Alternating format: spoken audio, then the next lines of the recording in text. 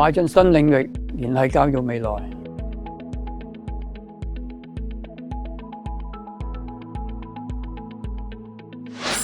Hello， 而家我哋做兩個實驗，一個做物體浮沉嘅原理，同埋解釋個潛水艇個浮沉嘅原理。我哋知道咧，木咧放喺水度咧係會浮嘅。咁我哋大家睇睇，呢個係金屬碟。如果我放落水嗰度咧，係沉丁嘅浮咧，大家諗諗，係會浮嘅，因為個碟有個渦輪，咁造成咧密度咧係細過水，細過水咧佢就浮啊，大過水咧就沉。咁我哋而家試下將呢啲絲母放落個一粒睇沉唔沉先，咪沉喎，兩粒、三粒、第四粒，試下第五粒得唔得？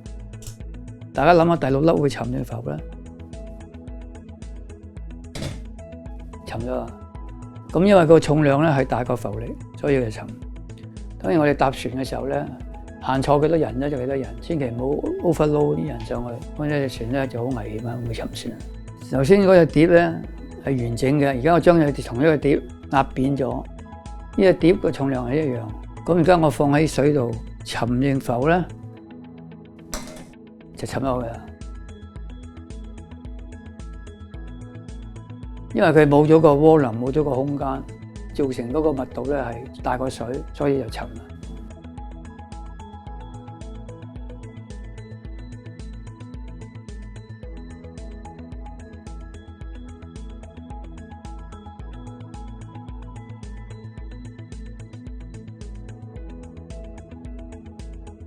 而家我做一個示範，潛水艇升降嘅原理。我指揮佢降，我叫佢升嘅就升啊，升、降、升、降。大家有冇留意到我點樣控制嗰個樽可以升降咧？實際上我就揸住個樽撳住佢咧，少少壓力咧，將啲水咧谷咗個樽仔裏邊，造成個樽個空間係細咗，咁啊變咗個密度咧係大過水。啲水咧壓住嗰啲氣體，空氣係可以壓縮嘅，咁壓住啲氣體咪有壓力咯。當我放翻手嘅時候咧，空氣嘅壓力咧就將啲水趕翻出去，咁就成個空間大翻。喺潛水艇咧，佢入邊有好多水箱，儲滿水。你有水泵咧，泵走啲水咧，咁咪製造多啲空間啦，咁使到個密度咧係輕過水，所以佢就升上去。如果佢想沉翻落水底咧，佢咧就泵翻水入個缸度，增加重量啦，咁咪加嗰啲重量沉啦。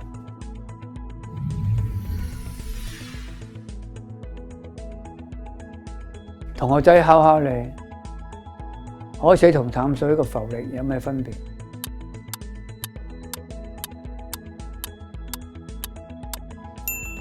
因為海水個含鹽量係高過淡水，所以個浮力咧係高過淡水嘅。